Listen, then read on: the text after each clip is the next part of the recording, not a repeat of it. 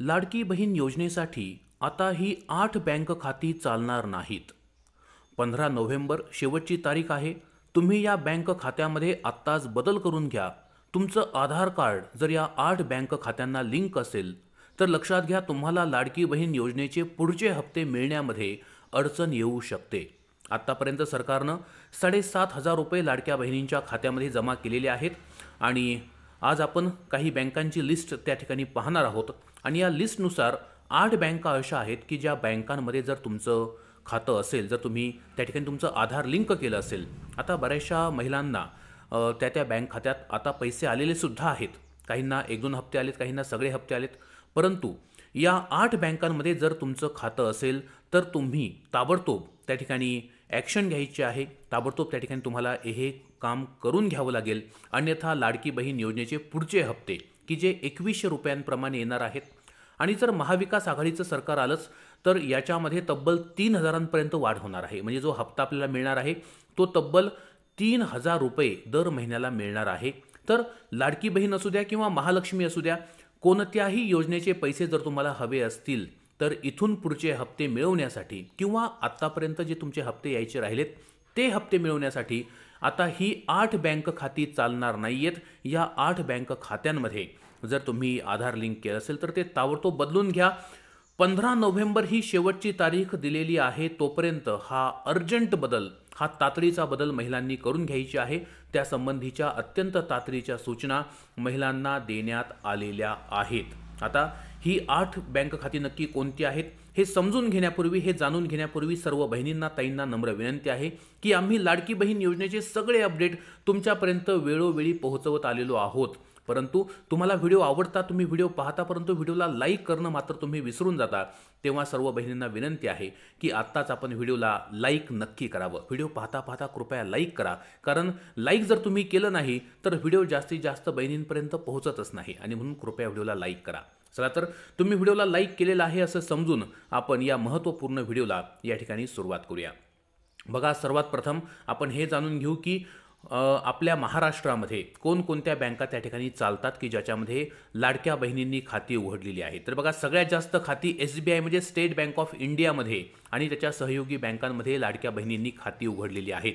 तुम्ही कमेंट करून सांगा की तुम्ही कोणत्या बँकेमध्ये तुमचं खातं उघडलेलं आहे. फक्त बँकेचं नाव आपण लिहायचे. कोणत्या बँकेमध्ये तुमचं खातं आहे, आधार लिंक आहे, कोणत्या बँकेमध्ये तुम्हाला लाडकी बहीण योजनेचे पैसे सध्या मिळत आहेत, मिळालेले आहेत, ते तुम्ही लगेच कमेंट करून सांगा. तुमच्या बँकेचं नाव सांगा. तर बघा, सर्वात पहिल्यांदा SBI मध्ये स्टेट बँक ऑफ इंडिया येते. त्याच्यानंतर बँक ऑफ बडोदा आहे. याही बँकेमध्ये बऱ्याचशा बहिणींनी खाती उघडलेली आहेत.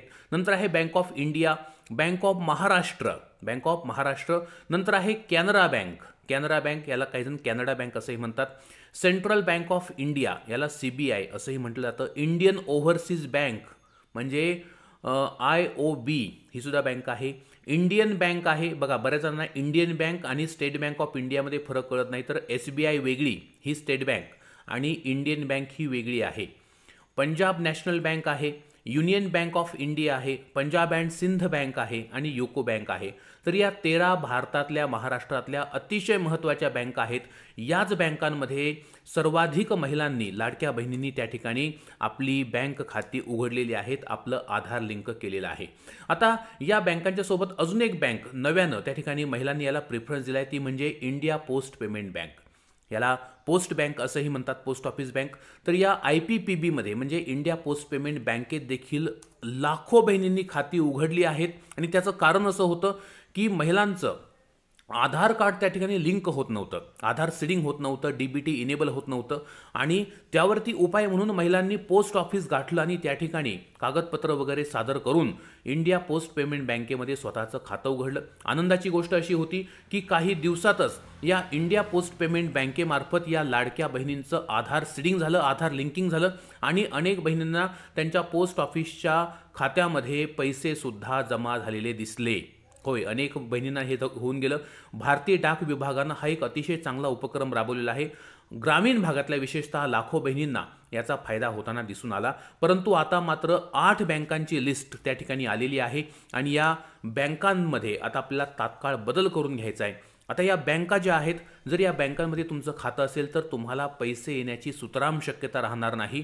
हे पैसे माघारी सुद्धा जाऊ शकतात आणि तुम्हाला माहिती आहे की एकदा सरकारी पैसा परत गेला की तो पुन्हा परत येईल याची शाश्वती उरत नाही. एकदा परत गेलेला पैसा हा शक्यतो माघारी येत नाही आणि मग आपण कितीही फॉर्म भरा, कितीही खटपटी करा, एकदा गेलेले पैसे परत येत नाहीत. तर चला जाणून घेऊया की आता नक्की आपल्याला काय करायचं आहे, बहिणींना नक्की काय करायचं आहे. तर बघा, समोर तुम्हाला एक अतिशय महत्त्वाचा कोड दिसत असेल. याला म्हणतात IFSC कोड. होय, हा प्रत्येक ब्रँचला जी काही शाखा असते बँकेची तर त्या शाखेचा तो कोड असतो. तर इथं बघा, मी एक बँक दाखवली SBIकडा, तर त्याचा हा कोड आहे IFSC कोड, ज्यामध्ये आपल्याला स्पष्टपणे दिसत असेल, लिहिलंय SBIN 0020-297. तर तुम्ही ज्या बँकेमध्ये तुमचं खातं आहे तर पहिली अट अशी घातलेली आहे की त्या बँकेला अशा प्रकारे स्वतःचा IFSC कोड असायला हवा. होय, स्वतःचा IFSC कोड त्या ब्रँचचा असायला हवा. आता बऱ्याचशा महिलांनी काय केलंय, पतसंस्थांमध्ये खाती उघडलेली आहेत आणि त्या अजूनही वाट पाहतायत की आम्हाला अजूनही लाडक्या बहिणीचे पैसे आलेले नाहीत, योजनेचे पैसे आलेले नाहीत. तर अशा सर्व लाडक्या बहिणींना सांगणं आहे की कोणत्याही पतसंस्थेमध्ये, मग ती कोणती असू द्या, आता पतसंस्थेने काय केलंय की कोणत्या तरी एखाद्या सहयोगी बँकेकडून, मग ती ICICI बँक असेल, ॲक्सिस असेल, SBI असेल, अशा वेगवेगळ्या बँकांकडून पैसे देऊन त्या ठिकाणी IFSC कोड मिळवलेले आहेत. हा त्यांचा जो IFSC कोड असतो हा लांबलचक असतो.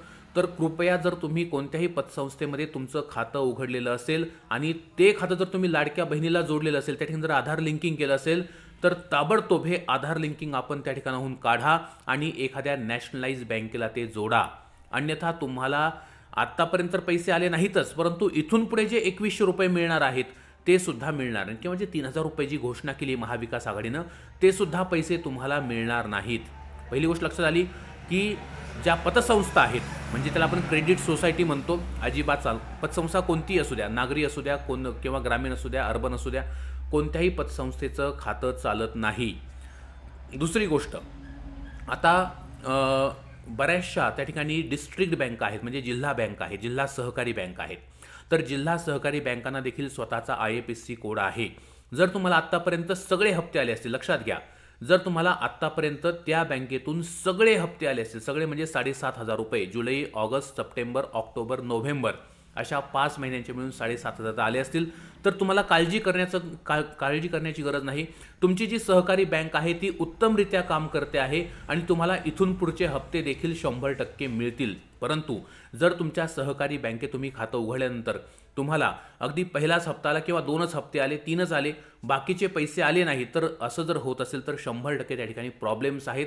तुम्ही तात्काळ तुमचं आधार लिंकिंग तिथून बदलायचं आहे आणि कोणत्याही नॅशनलाइज बँकेला ते जोडायचं आहे. आता अनेक माझ्या बहिणींना कळत नाही की नॅशनलाइज बँक म्हणजे काय. तर बघा, सगळ्यात सोपा मार्ग, तुम्ही पोस्टामध्ये त्या ठिकाणी खातं उघडू शकता. पोस्टामध्ये हा सर्वोत्तम मार्ग आहे. परंतु त्याहीपेक्षा उत्तम असं राहील की जर तुम्ही, हे बघा, मी तुम्हाला या ठिकाणी लिस्ट दाखवतोय, या लिस्टमध्ये असणाऱ्या बँकेत तुम्ही स्वतःचं खातं उघडा. इथे कोणताही फ्रॉड होत नाही, पैसे 100% येतात. त्याच्यामध्ये पहिली बँक आहे SBI, म्हणजे स्टेट बँक ऑफ इंडिया. दुसरी आहे बँक ऑफ बडोदा, इथे तुम्ही खातं उघडा, काळजी करू नका. बँक ऑफ इंडियामध्ये खातं उघडा. Bank of Maharashtra, Canara bank, central bank of India, Indian overseas bank, Indian bank, Punjab national bank, union bank of India, Punjab and Sindh bank आणि युको बँक, या 13 पैकी कोणत्याही एका बँकेमध्ये जर तुम्ही खातं उघडलं तर तुम्हाला काळजी करण्याची गरज नाही. तुमचे पाठीमागचेही हप्ते जमा होतील आणि पुढे येणारे हप्ते सुद्धा जमा होतील. परंतु लक्षात घ्या, आता या ठिकाणी अतिशय महत्त्वाची माहिती मी सांगतोय, ही माहिती अजिबात स्किप करू नका. बघा, समोर तुम्हाला मी काही बँकांची नावं देतोय. आता बऱ्याचशा बहिणींनी काही वर्षांपूर्वी इथं खाती उघडली होती आणि अजूनही त्यांची ती खाती चालूच आहेत. परंतु झालंय काय की त्यांच्या त्या खात्यामध्ये आता मोठे प्रॉब्लेम्स आलेले आहेत. जसं की जर तुमचं खातं देना बँकेत असेल, आता मी महत्त्वाची लिस्ट वाचून दाखवतोय, 8 बँका आहेत, लक्षपूर्वक पहा. जर इथं खाती असतील, ताबडतोब ती खाती बदलायची आहेत, कोणतीही दिरंगाई न करता, अर्जंट. देना बँक आणि विजया बँक यांचं ऑलरेडी मर्जर झालेलं आहे बँक ऑफ बरोडामध्ये. आणि हे मर्जर झाल्यामुळे झालंय काय, म्हणजे या 2 बँका या बँक ऑफ बरोडामध्ये समाविष्ट झालेल्या आहेत, समाईत झाल्यात. आणि आता या बँकांचा जो IFSC कोड होता की जो तुम्ही तुमच्या पासबुकवरती पाहता आणि तुम्ही तीच माहिती लाडकी बहीण योजनेच्या फॉर्ममध्ये सुद्धा भरली आहे, त्या ठिकाणी तुमचं आधार वगैरे लिंक होतं, तर आता या बँका अजिबात चालणार नाहीत. पाठीमागचेही पैसे जरी तुम्हाला मिळालेले असले, इथून पुढचे पैसे मात्र मिळण्याची शाश्वती नाही. तेव्हा देना बँक, विजया बँक इथं खातं असेल तर ताबडतोब तुम्ही ते बदलायचं आहे. नंतर बघा सिंडिकेट बँक, याही सिंडिकेट बँकेचं विलिनीकरण कॅनरा बँकेत झाले तेव्हा सिंडिकेट बँक चालणार नाही. अलाहाबाद बँकेचं विलिनीकरण इंडियन बँकेत झाले तेव्हा ही सुद्धा बँक चालणार नाही. तुम्ही त्या ठिकाणी जाऊन जर नवीन IFSC कोड घेतला तर मात्र ते चालू शकतं. जुन्या IFSC कोडवरती अजिबात पैसे येणार नाहीत. नंतर बघा ओरिएंटल बँक ऑफ कॉमर्स आणि युनायटेड बँक ऑफ इंडिया या 2 बँका देखील अजिबात चालणार नाहीत. यांचं मर्जर पंजाब नॅशनल बँकेत झालेलं आहे. यांचा देखील IFSC कोड बदललेला आहे. नंतर बघा स्टेट बँक ऑफ बिकानेर आणि Jaipur, state bank of Hyderabad, state bank of Mysore, state bank of Punjab, state bank of Travancore आणि भारतीय महिला बँक. अनेक लेडीजने भारतीय महिला बँकेमध्ये खातं उघडलं होतं. तर या ज्या बँका मी सांगितल्या या सगळ्या बँकांचं विलिनीकरण SBI मध्ये म्हणजे स्टेट बँक ऑफ इंडियामध्ये झालेलं आहे. अजूनही बऱ्याचशा महिलांनी काय केलंय, फक्त खाती उघडली आहेत आणि विसरून गेलेत. तर ताबडतोब जर तुमचं या state bank of Bikaner Jaipur, state bank of Hyderabad, state bank of Mysore, state bank of Patiala, state bank of Travancore किंवा भारतीय महिला बँक याच्यात जर खातं असेल तर ताबडतोब तुम्ही तुमचं आधार सीडिंग बदलून घ्यायचं आहे.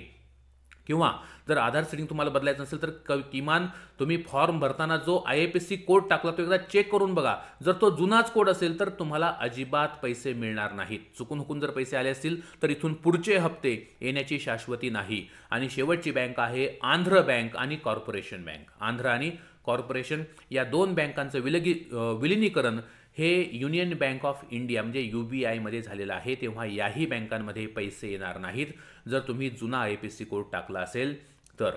मला वाटतं तुम्हाला अतिशय महत्त्वाची माहिती होती. ही माहिती समजली असेल तेव्हा आता ताबडतोब तुम्ही ही पावलं उचला. आत्तापर्यंत तुम्हाला पैसे आले नाही, ठीक आहे, जे झालं ते होऊन गेलं, परंतु इथून पुढे तरी आपण त्या ठिकाणी सावधगिरीने पावलं उचला. तुम्ही कमेंट करून वारंवार सांगत होता की आमचे अमुक हप्ता राहिला, तमुक हप्ता राहिला, हे आलं नाही, ते आलं नाही.